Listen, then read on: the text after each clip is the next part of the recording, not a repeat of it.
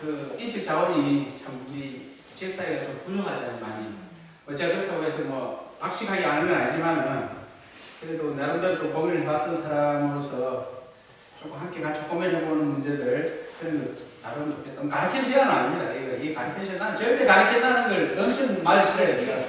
뭐 교직이라고 해서 한 10년 이상 가르쳤지만은 가르치는 말 자체를 싫어해요. 가르치는 고평한 사람이 있으면은 가르치는 사람 입장에서 그 한편으로 뭐 정보를 제공하는 거잖아요. 그러면 싫어하고 배우는 사람이 주체적으로 돼야 된다. 내가 학생들 할 때 그 강단에 있으면서 늘 그런 점을 많이 강조를 하고 그것도 사실 맞고 그렇습니다. 아무도 다 읽으신 분은 없겠죠? 지금 다 읽어본 분은 없겠죠? 다 읽어보시면 안 돼요. 또.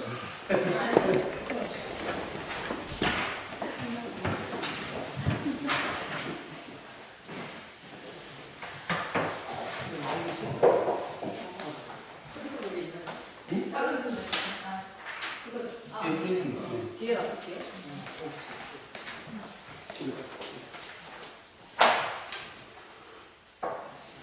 시간 가까이 안 되나?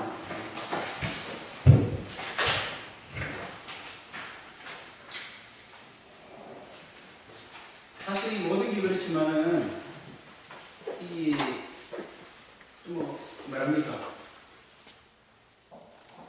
일반적인 어떤 정보를 제공하는 그런 것이 아닌 이상은 이게 특히 정보를 가리키는 정보를 주기 위한 그런 취지는 아니거든요, 이 모임이. 그래서 결국에는 이게 뭡니까? 자기 몸에 처화된 생각과 삶을 이야기하고자 하는 것이 제일 근본적인 목적인데, 그런 면에서 보면 참 많이 부족하지만, 우리 모두가 다 부족하지만은, 어떤 내가 이렇게 이런 내용에 녹아들어서 어떤 덕으로 나타나지 않아가지고 이런 강의를 한다는 게 참 어불성설이기도 합니다만은, 어쨌든 그런데 고민 정도는 내가 가지고 있다. 그리고 그 고민을 하면서 좀 실천하려고 노력을 하고 있다. 이런 어떤 자세는 늘 견지하고 있기 때문에 감히 제가 가진 고민을 또 여러분하고 같이 좀 나누고 또 여러분은 평소에 또 고민하신 분들도 많을 거예요. 그래서 이런 것들을 어떻게 좀 다루고 있는가 생각했어요. 특히 이제 목사님께서 강의하실 때 뭐 본의 아니게 시작을 하고 있는데 인문학 강좌라 이렇게 말씀을 하셨지만은 그 앞에 하나를 붙여요. 기독교 인문학. 우리는 교회 안에서 이 모임을 하는 것이기 때문에 우리 기독교적 관점에서 예수님의 관점에서 이러한 사람들이 생각하는 인문이라는 말에도 상당히 나도 불만이 많아요. 불만이 많은 것이 사람들이 인문에 대해서 정의를 한번 해보라 그러면은 정의를 좀 장황히 하는데 그런 관점이 우리가 그 한자 인문이라는 말을 쓰잖아요. 뭐 한자는 쉽습니다, 그죠? 보통 이건 뭐 단어 사람 인자고 그죠? 이건 뭐예요? 이렇게 다 이야기 하신다고. 그럴문이라고 이야기하는데. 우리가 이게 한자 교육의 빈편한 식이에요. 그럴문이라면 글로밖에 인식을 못하고 있단 말이죠. 이거 사실 여기서 말하는 것은 글이라는 말로 포함이 되어 있어 사실. 사람에 관한 글을 공부하는 학문이다. 이렇게 이야기할 수도 있지만 그 부분은 부분적으로 맞다시는 거예요. 이거는 문이라는 것이 문이 기호. 문이 있죠, 문이. 어떤 문의를 나타내는. 사람이 문이라는 뜻이에요, 사람이 어떻게 돼야 돼? 사람과 문의를 가지고 우리가 사느냐. 그런 걸 추적하는 학문, 공부하는 것이 인문학이라고 이야기해요. 그런 이야기를 아무도 안 하더라고요, 사람들이. 인문학 강사, 유명한 인문학 강사를 그 강의도 내가 많이 들어보고 하지만은 그런 식으로 설명하는 사람은 아무도 없더라고요. 나는 왜 이걸 알게 됐느냐. 내가 이제 한학을 공부하러 간다고 그랬잖아요. 한학을 공부하고 내가 자세히 해보니까 도대체 인문이라는 글자가 어떤 글자나 이게 도대체. 공부를 하려면 우리 학생들이 좋아야 되는데 치밀하게 해야 돼, 공부를. 그러니까 자전이라고 그러는데 한자 자전. 중국에서는 한자 자전 있잖아요. 그 자전을 보면서 공부하면 뜻이 많아요. 뜻이 많다고. 뜻이 많은 중에 내가 인문학에서 이야기하는 거라면 그 뜻은 무엇인가 찾아보니까 이 문이라는 문이. 사람으로 태어난 이상 우리가 사람답게 산다는 것이 무엇이냐 이런 것을 질문하고 공부하는 것이 인문학이 됩니다. 뭐 영어로 뭐 휴머니티 이렇게 이야기하지만은 그런 답변으로 간단해. 사람답게 삽니다. 우리가 이야기하는 우리는 그리스도인으로서 사람답게 사는 것은 도대체 무엇이냐? 이런 문제를 이야기하는 것이 기독교 인문학이라 이야기한다면 이분은 우리가 반드시 공부해야 할 문제라 이거죠. 그렇지 않겠어요? 그리고 우리가 성경에서 제시하고 있는 우리가 믿음 생활을 어떻게 해야 된다. 또 그리스도는 어떻게 살아야 된다. 그리스도답게 사는 것은 무엇이냐. 많이 이야기하지만 조각조각이 많이 있잖아요. 그 조각조각을 좀 체계적으로 정리하고 우리 삶의 어떤 큰 철학의 밑바탕으로 삼는 것. 이게 굉장히 중요한 게 사실은. 그래서 우리가 그렇게 될 때 이제 우리가 예수의 팔로워로서 예수님을 따라가는 예수님의 삶을 본받는 흉내내는 그런 인간으로 살 수 있다 이거죠. 우리가 예수 믿는다고 이렇게 하지만은 실질적으로 내가 늘 그런 반성을 많이 하지만은 또 만날 때마다 그런 이야기를 자주 합니다만은 40년 믿고 30년 믿고 뭐 50년 믿고 해도 내가 그래서 그거라 내 반성을 해요. 내가 이때까지 기독교 몸담고 초등학교 이후로 기독교 몸담고 왔지만은 나 자신을 돌아보고 내 친구를 돌아보고 내 주위에 돌아보고 목회자를 들어와 선교사를 하면서 다 크게 무슨 삶에 대한 어떤 진전이 없는 것 같아요. 거기가 거기지.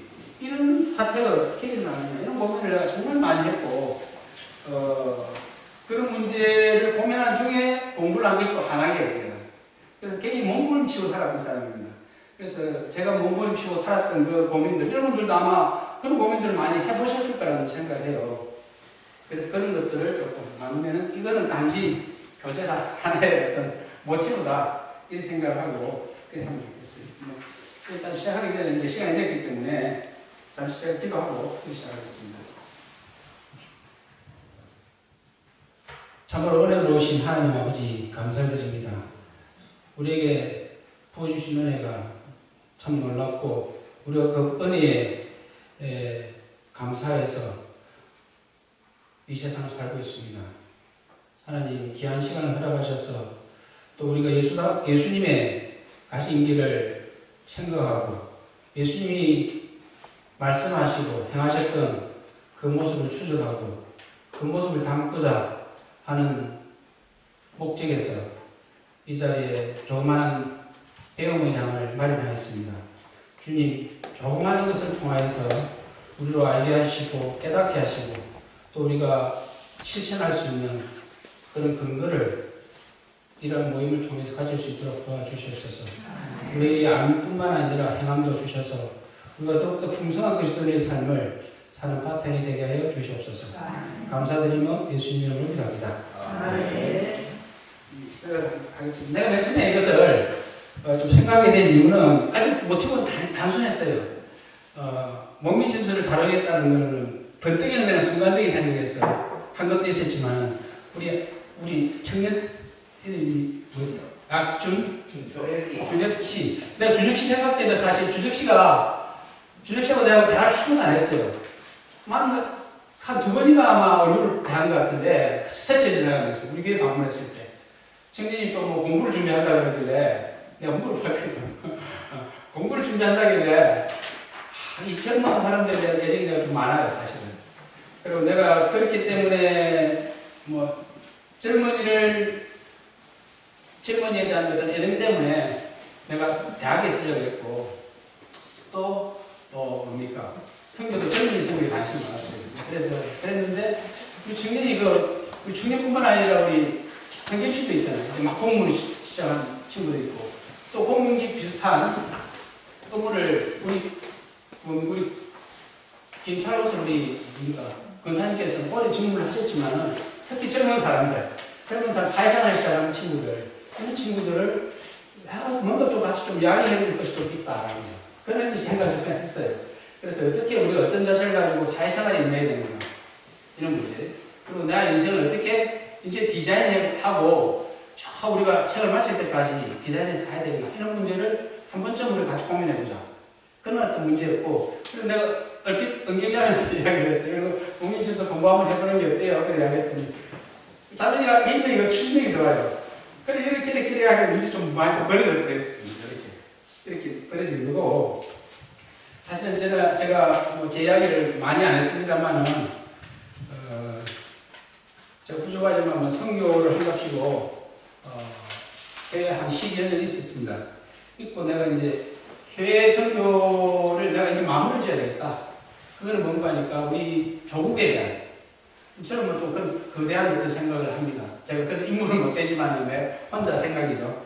우리 조국에 우리 동족에 내가 할 일이 남아있지 않겠는가 내 나머지 생애에 그렇게 생각한 것이 그 서당이라는 것이었어요. 서당. 그러니까 서당을 꼭 좀 해서 같이 이런 삶을 나누는 삶을 내 마지막 생애에 한 챕터는 그렇게 꾸며야 되겠다 생각을 했어요. 그렇게 해서 제가 고민을 많이 하고 준비를 많이 해왔죠. 집을 짓는 것도 그런 연유고 다 했는데 어떻게 이걸 시작할 것인가. 시골에 청년들도 없고 젊은 학생들도 없고 없는데 어떻게 시작할 고민을 많이 했어요. 그래서 이걸 주문을 해야 될까? 유튜브로 찍어서 해야 될까? 안 그러면 조그맣게 수련회하듯이 몇 번 며칠 1년에 한두 번 될까? 이렇게 하다가 우연찮게 그렇게 돼버렸단 말이죠. 이것이 서당의 확장이에요. 서당의 확장. 서당이라 그러면 보통 공자를 맹조하는 걸 서당을 하는데 천만의 말씀 그렇게 이야기하시면 안 되고 서당은 이제 영어로 하면 아카데미잖아요. 그 서당이라 하면 내가 이야기하는 서당은 그 서당의 어떤 폼이에요. 서당이라는 게 뭐죠? 우리가 단순히 김홍두의 서당이라는 그림을 생각해 본다면 서당은 하나의 서성이 있고 그 말에 있어서 행동에 있어서 모든 것이 모범이 되는 사람입니다. 그 사람은 그걸 본받고 배우는 것이 서당이라는 거죠. 우리는 뭐 전부 지식으로만 전하는 것은 학교에서 하는 짓인데 우리가 요즘 세상에서 그건 아니다 나는 생각해요. 그래서 현대에 우리가 AI 시대에 살고 있지만 가장 좋은 어떤 교육의 방침으로 삼아야 되는 것이 이런 그 교육이라고 이야기하는 것은 우리가 인간답게 사는 삶. 그 교육 궁극지 목표는 뭡니까? 전인적 인간을 만드는 거라 이야기하잖아요. 학교에서. 뭐 전인적 인간은 무슨 상관이 있어요. 요즘 학교 교육이. 그렇지만 그 목표는 아주 참 좋죠. 전 인격을 갖춘 인간으로 가르치는 거. 이걸 이제 교육을 이야기해 볼 때 이런 어떤 대학이라든지 우리나라의 중고등학교 시스템은 너무나도 그거하고 그림 먼 시스템이에요. 가르치는 내용도 그렇고. 그래서 나는 이 조그맣게 서당 몇 명 안 모는 거지만은 그 모범이 되는 어떤 사람 밑에서 사람과 같이 공부하는 거 이것이 굉장히 좋다라는 생각을 해요. 부서가 그렇습니다만은 그게 동기였어요. 내가 이걸 좀 하려 했던 동기. 그리고 생각해보니까 그게 이제 동기였는데 우리 참 청년들 고민이 많잖아요. 고민이 많아요. 어떻게 내가 앞으로 먹고 살까라는 게 아주 현실적인 문제. 이거 우리가 거부할 수 없습니다. 부정할 수 없어요. 이런 문제가 하나 있고 그럼 먹고 사는 문제만 우리가 해가 되는 끝나야 돼요. 사람들이 그게 마음을 들어 하는데 나중에 돈을 좀 벌고 여유가 있다 보면은 내가 왜 이러고 있지 이런 생각이 든단 말이죠. 그래서 사람들이 다 어떻게 합니까? 산타로도 가고 말이에요. 여행도 다니고 이렇게 한단 말이에요. 그렇게 한단 말입니다. 그래서 그런 어떤 그 시행착오를 겪는 걸 최소한으로 줄이는 어떤 의미에서 내가 어떻게 인생을 살아야 될 것인가 하는 문제에 내가 사실 방점이 있어요. 여기에. 그런 걸 좀 생각해보자. 그래서 작게는 이제 다산의 삶, 다산이라는 인간, 다산 정강이라는 인간은 어떤 인간이었는가? 난 그게 관심이 많아요. 저는 개인적으로 사람의 위인전 말고 평전을 좋아해요. 평전. 한 사람이 이 세상에 와가지고 살다간 사람이 어떻게 살고 어떤 생각을 하고 어떻게 행동하며 가는가. 이것을 평가하고 하는 것이 평전이고요. 그 평전을 우리려고 하면 책이 좀 제법 있는데 그 평전을 좋아해요. 왜 평전을 좋아하느냐? 그 사람은 어떤 법을 가지고 살았냐 이거지. 60평생 혹은 40평생을. 그리고 나는 어떤 법을 하며 살아가냐 이거지. 그 사람의 그 삶과 생각을 배움으로써 그 사람이 내 거울이라 이거죠. 좋은 면이든 나쁜 면이든 반면교를 삼아서 나의 삶을 다지는데 그런 인물들을 만나서 대화하는 책을 통해서 하고 어떨 때 여행을 가서 그런 사람을 만나죠. 살아있는 사람을 만나야죠. 좀 독특한 어떤 여행이라고 하는 독특한 어떤 철학이 좀 있습니다. 그래서 여행이라고 하면은 어떤 뭐 구경하는 거 그런 관심이 없어요. 사진 찍는 데 관심이 없고 어떤 지역에 어떤 사람이 살았다면 그 이제 테마를 잡아서 그 지역에 대한 공부를 하고 그 인물에 대한 공부를 해요. 또 가면은 예를 들어서 내가 베트남을 갔다 칩시다. 베트남을 가면 이제 베트남 하면 누가 제일 생각이 납니까? 사람이 치면은 제일 유명한 사람 호치민이. 이런 호치민 많이 들었지. 뭐 내용은 잘 모르지만 그 사람의 삶을 호치민이잖아요. 호치민은 뭐 박항서 감독이 축구할 때 호치민 초상화하고 박항서 초상화 같이 들고 있잖아요. 모두 존경받는 인물이 호치민이에요.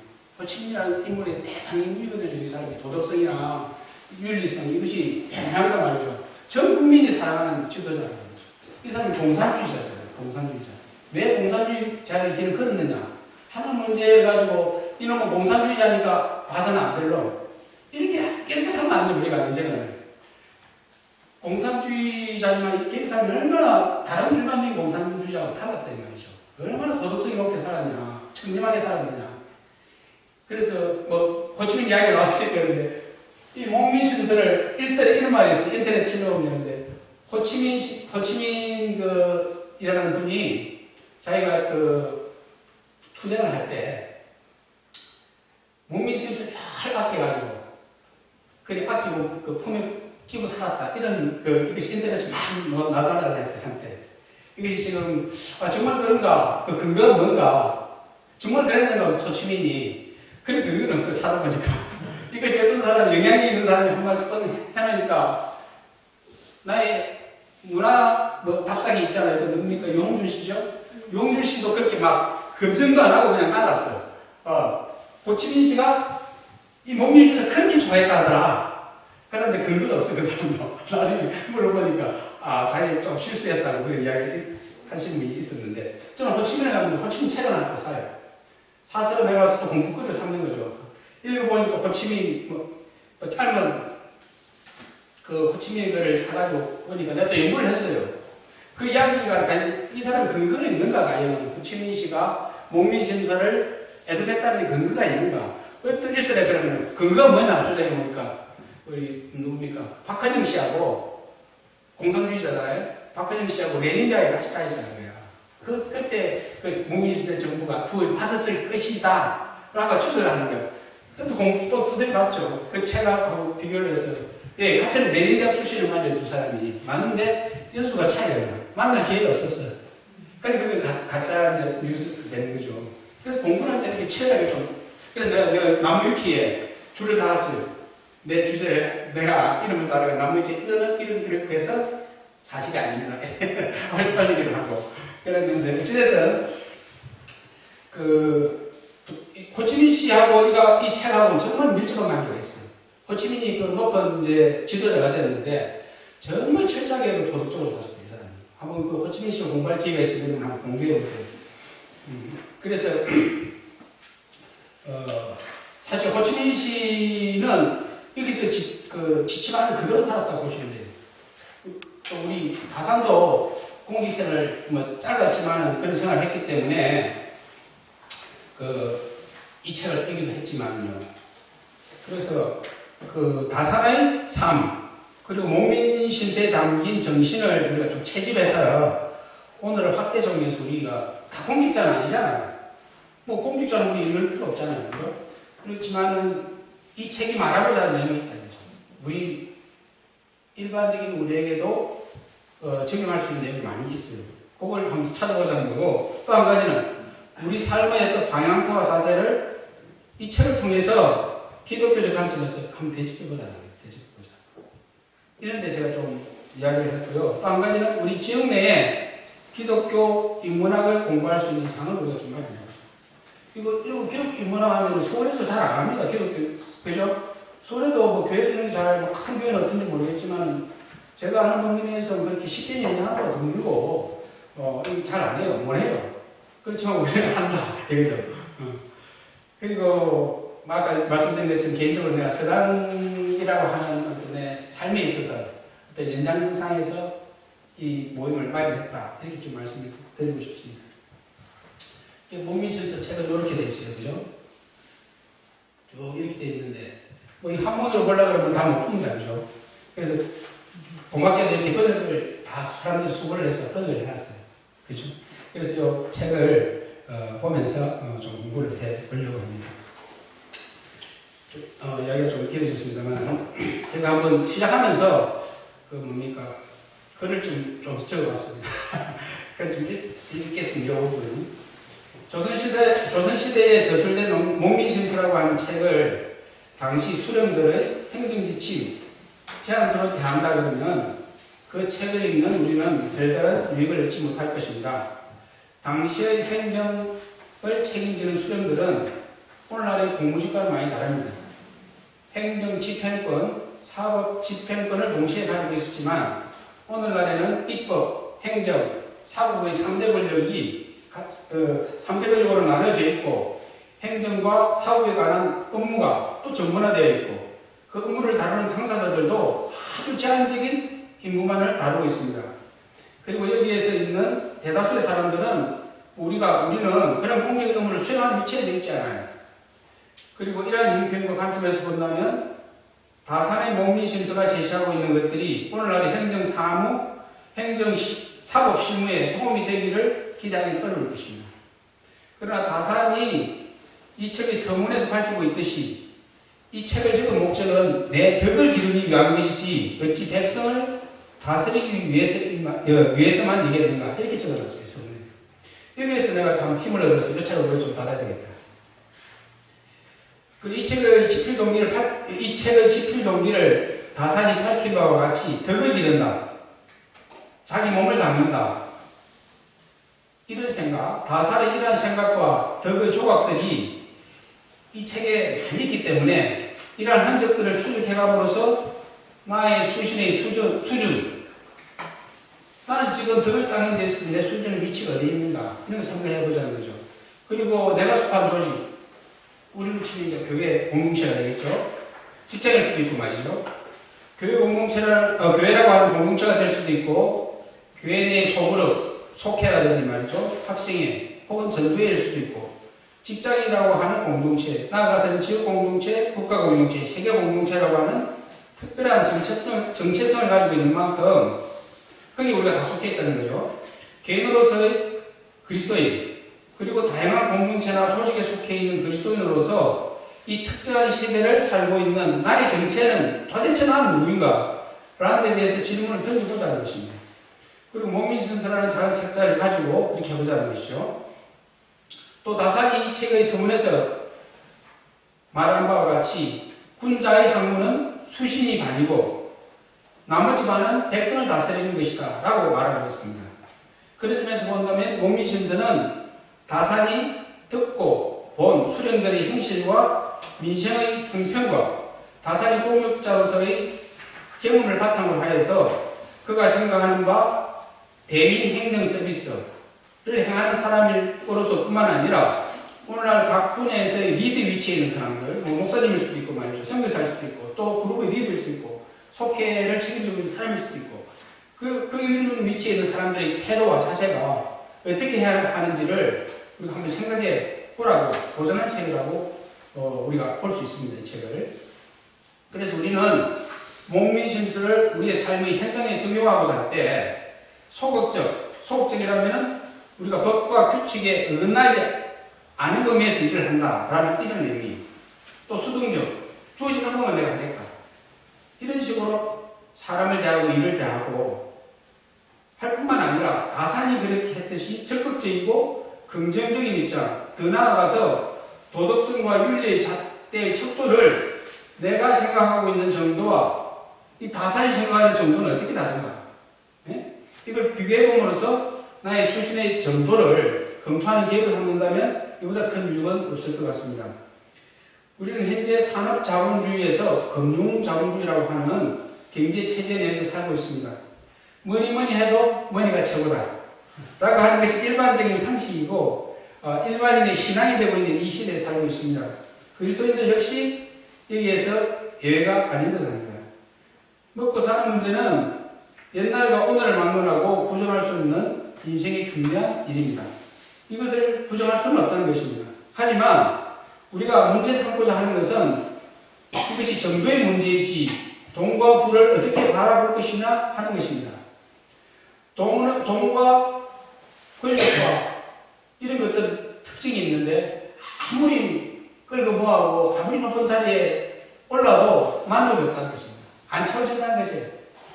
끝까지 추구한다는 거죠. 그렇게 되다 보면 사람이 미치고 사람이 제명이 살 수 없는 그런 지경에 이런 경우가 많습니다.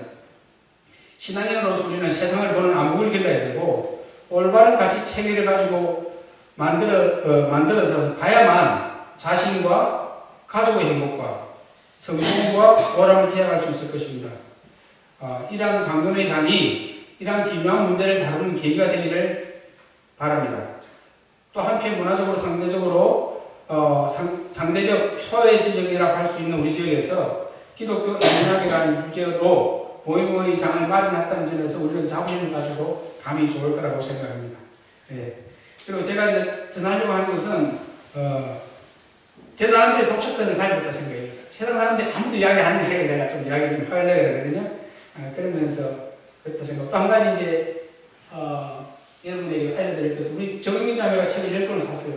그 이야기를 내가 제안해보니까 자기가 책을 사겠다고 해가지고 여러분이 가지고 있는 제 책이고 또 우리 연집사님 책을 또 몇 권을 사셨어요. 그래가지고 제공해 주신 그 따뜻한 마음에 정말 감사드립니다. 그것으로 서로를 하고 목리심서 이제 강론을 내가 이게 강론이라 얘기했잖아요. 강은 강의입니다. 그죠? 론은 토론한다는 겁니다. 그죠? 저는 뭐 강의한다는 게 굉장히 좋게 생각하지 않습니다. 나도 부족하다는 거 어쩐데 다 부족한데 강의라는 게 일반적으로 하는 거예요. 강론, 강론 학이라는 거예요. 학을 배우는 거예요. 우리가 이 자리에 있는 여러분이 주체가 되어서 배우는 거예요. 그런 것이지 일반적으로 내가 뭐 어떤 지식을 이야기하고 이게 의미가 없다는 거죠. 그래서 배우는 우리가 내가 스스로 배워야 할 것을 찾아가지고 여러분이 적용하면 좋겠다고 생각을 좀 했습니다. 그래서 내가 한 4가지 주제를 좀 생각을 했어요. 4가지. 첫 번째는 오늘 할 거 다산과 목민심서. 다산이라는 사람은 누구이며 목민심서라는 책은 어떤가 간략한 어떤 아웃라인만 좀 살펴보겠고 다음 주는 목민심서의 구성과 내용 그렇기 때문에 다음 주에 여러분이 책을 좀 읽어보시면 좋겠어요. 그 앞에는 전부 다 예제예요. 예문. 각각 항목에 해당되는 것들을 이 저자가 다시 편집을 해서 역사적 사례를 많이 실어놨어요. 뒤에 하반부에 보면은 그 내용입니다. 해설이 되고 있어요. 그죠? 그 뒤에 것도 한번 읽어보세요. 뒤에 파트. 몇 페이지입니까?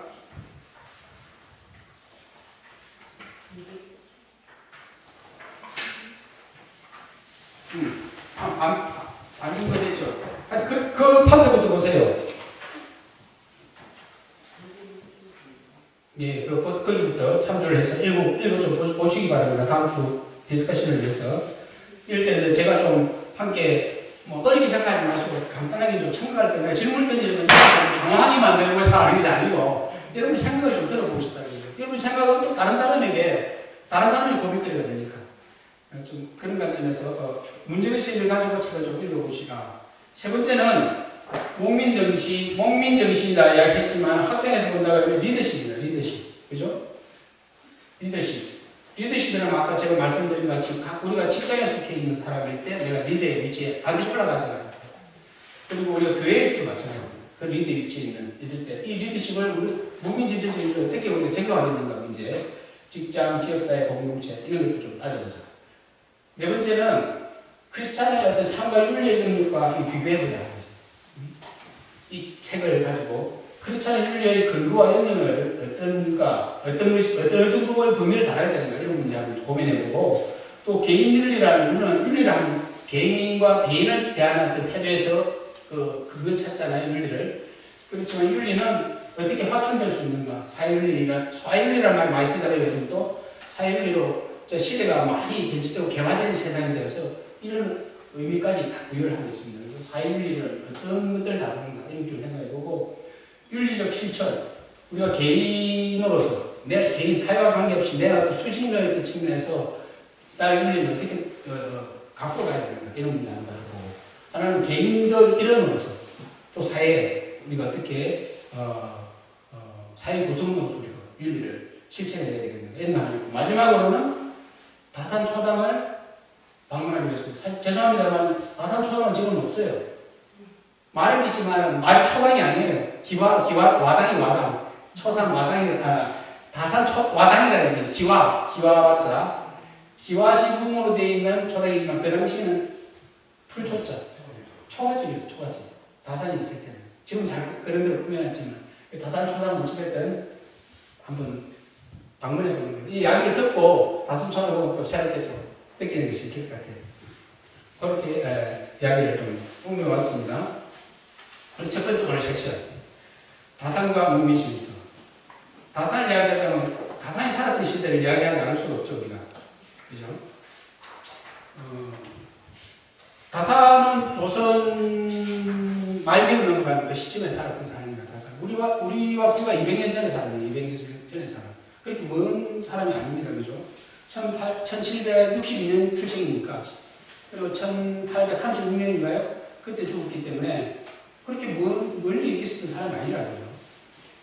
그리고 그 당시 이제 조선이 이제 말기로 들어가는 그 시대가 이 사회가 얼마나 뭡니까? 개판하고 문제였어요. 나를 아마는 게 이상한 것이죠. 정말. 나도 소개를 해주겠지만은 그 다산이 유대의 몸이 돼가지고 강제를 내려갔어요. 얼마 안 됐는데 한 남자가 자기 생식기를 잘라버렸어요. 얼마나 열이 받아가지고, 예? 자기 몸에 박이 들어가지고 자기 생식기를 잘라버렸다니까. 무슨 일이냐 들어보니까 너무 세월 많이 뜯어가 내가 의문을 그대로 소개해줄게. 너무 뜯어모아가지고 환희들이 어버리가 자기 속에다가 속까지 마지막에 있는 자기 생명과 같은 소를 직말해 가는 거야. 그게 분을 못 이겨가지고 고쳐를 잘라버렸대. 저 아내가 그걸 움켜쥐고 관청을 갔다는 거예요. 관청을.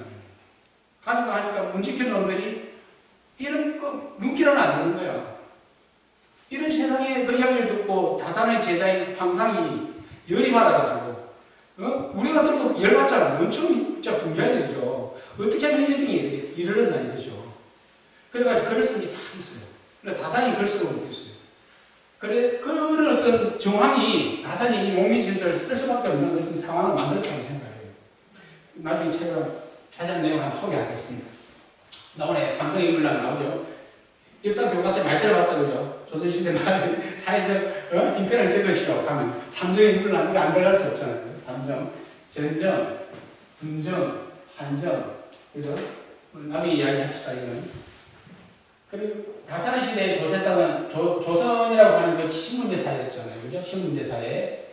양반, 나머지는 상민, 노비, 천민 이렇게 신문제 사회였어요. 이 우리나라가 이렇게 민주제 혹은 공화국으로 된 지가 얼마 안 됐어요. 1948년 정도밖에 안 됐단 말이죠. 48년부터 시작된 걸 말이죠. 우리는 이게 당연한 걸로 살지만은 천문의 말씀입니다. 서양도 그렇고 이런 것들을 본 역사가 없어요. 인류 역사에. 그걸 우리가 알아야 되고 그리고 어쨌든 신문제 사회 때문에 양반만 뜬뜬하고 잘 살 수 있는 그 사회다 이거죠. 공부도 상민들 시켰습니까? 안 시켰어요. 귀족들만 시켰다는 공부를. 인류 역사는 다 그래요. 동생을 막론하고 전부 다 그 교육 시스템이라는 것은 교육이라 이름을 딱 붙이자마자 이거는 공식적으로 이야기하는 건 지배자가 사회의 지배계층이 사회적 피지배적 계층에게 강요하는 항목이다. 그죠? 얼마나 사회에 체제로 잘 순응하고 세금 잘 내고 백정 의무 잘하고 또 국가의 어떤 불을 일으키기 위해서 당신이 어떻게 이렇게 기여한다. 이걸 다 그런 장치들이 다 숨겨져 있단 말이죠. 지금도 마찬가지예요. 지금도 마찬가지예요. 그걸 우리가 명확하게 뚫어야 된다. 귀족들이 공부시키는 것만, 교과서는 귀족들을 위한 것만 밖에 없었어요. 옛날에. 지금도 조금 그렇지만 이것도 우리나라 교과서는 다 그런 거예요. 내가 너무 극단적으로 이야기하는 것 같지만 사실이 그렇습니다. 그래서 우리가 주체적으로 사는, 내가 주인으로 사는 것. 이 공화정의 큰 그거 아닙니까? 공화정이 그 토대를 마련해주는 거기 때문에 내가 인간답게, 내가 너답게. 그죠? 그렇게 살기 위해서는 이 신문제 사회에서 태어나지 않은 것은 얼마나 감사한 일이에요.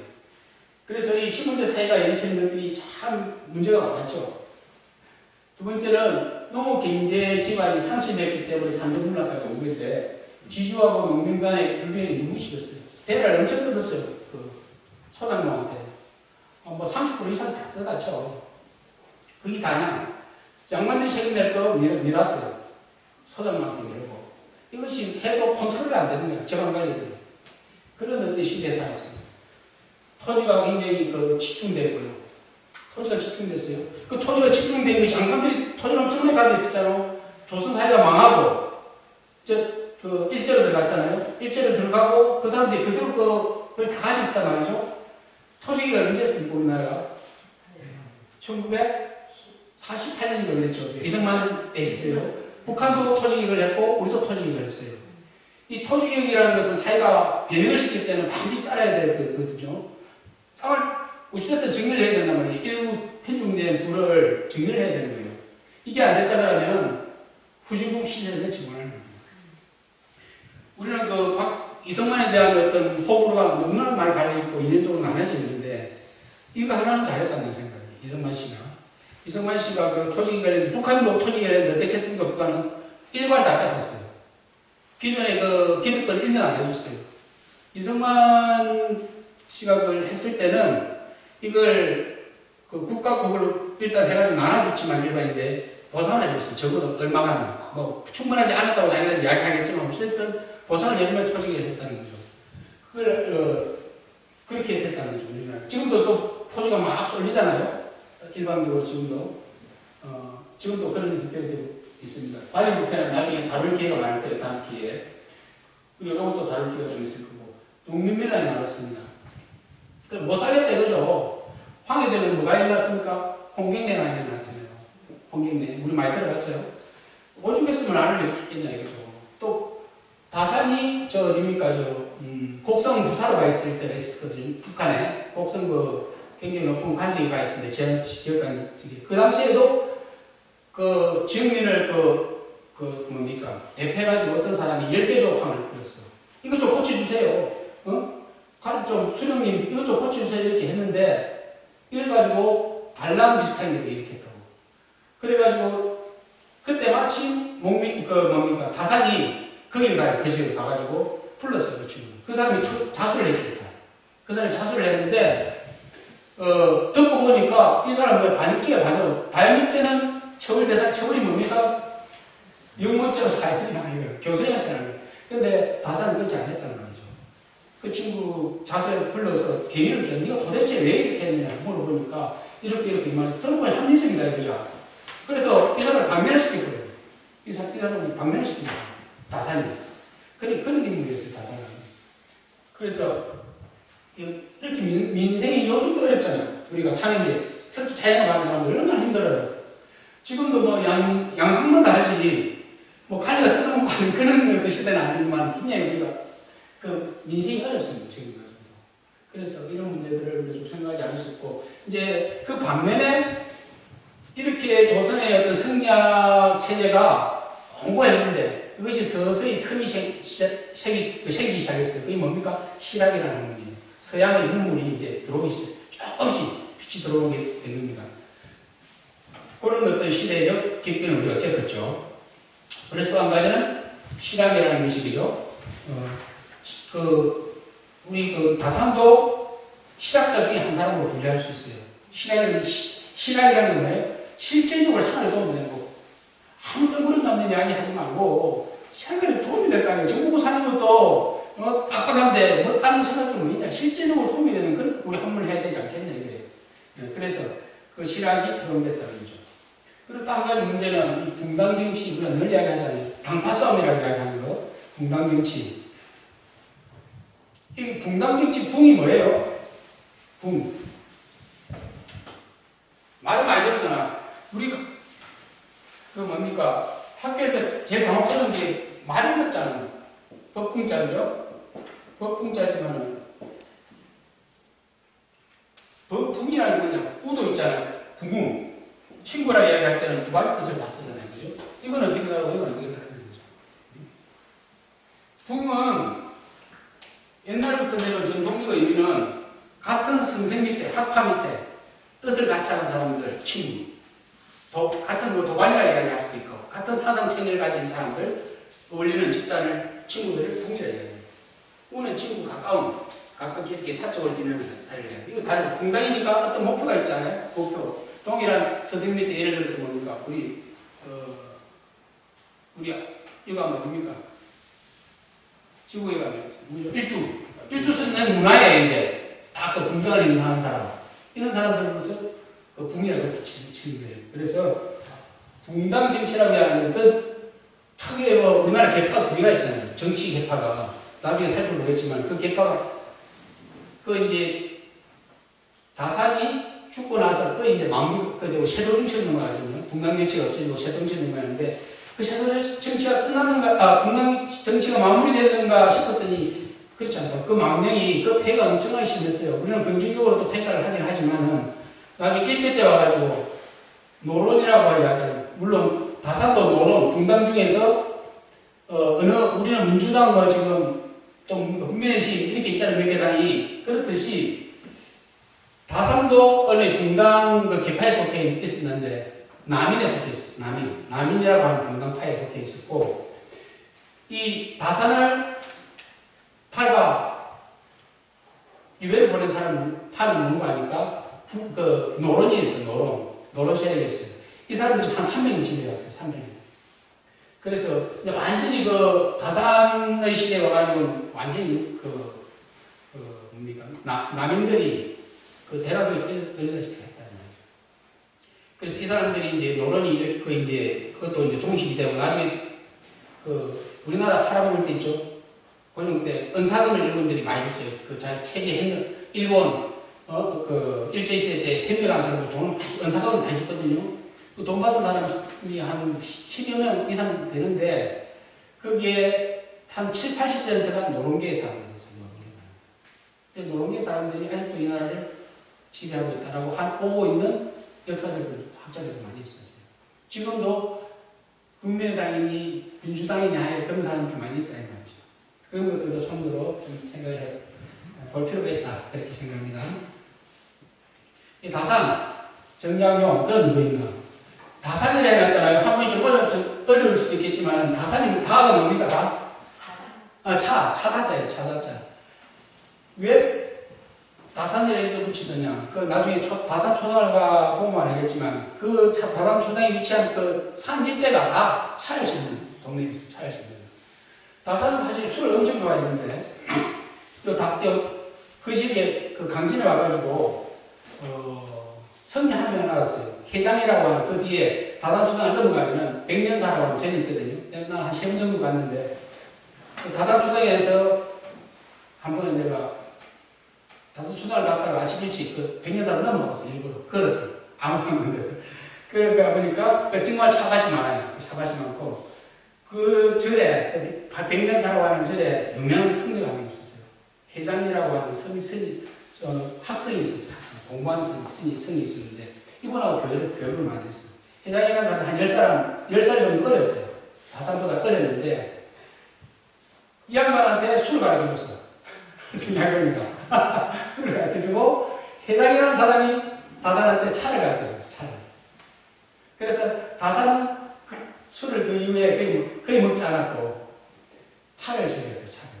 그러니까 나도 이것이 어디 갑니까? 다산이 누구한테 가르쳐줘요? 이 사람이 학자잖아. 그러니까 차에 대해서 공부를 좀 한다고. 공부를 해서 그 옆에 절에 또 스님이 한 명 있었는데, 많이 들어봐서 누굽니까? 초의선사. 초의선사 들어봤어요? 네. 우리 한국 다문화의 기본이라고 생각하잖아요. 사실은 초이한테 차를 가르치는 사람이 학문적으로 가르치는 사람이 정약용이에요. 그래서 그런 관계들도 알고, 그 위에는 누구예요?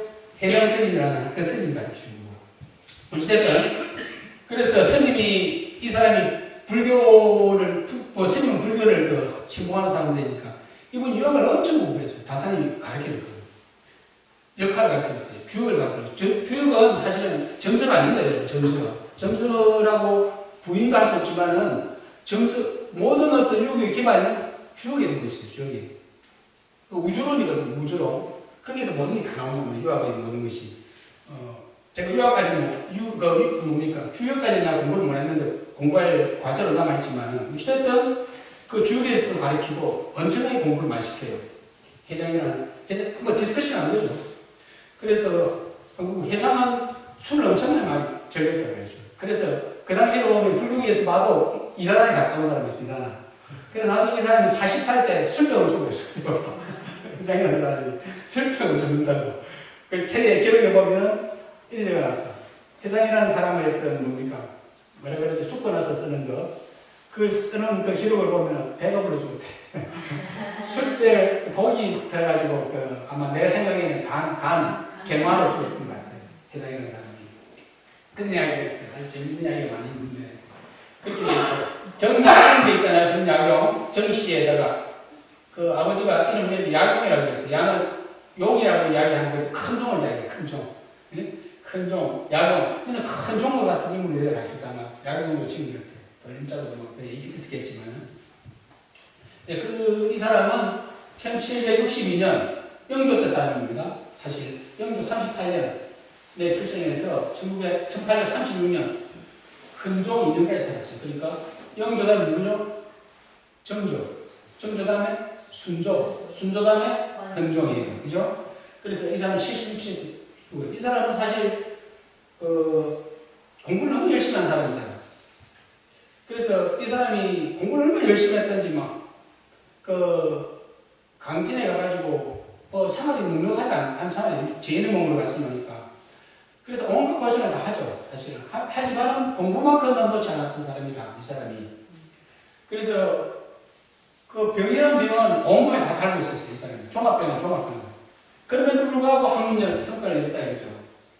그래서 이 사람이 원래 출생지는 지금 경기도 남양주, 지금으로 치면 남양주에 살았습니다. 거기서 났어요, 이 사람이. 그래서 영향을 준 사람은 제가 아버지가 하나를 많이 가르쳤죠. 어릴 때부터. 하나를 가르쳤고, 또 이성이라는 사람 많이 들어봤죠, 여러분. 우리나라 최초의 천주교 관련된 사람이잖아요. 다 저 친척이었어요, 친척으로. 멀리 치면 친척이라고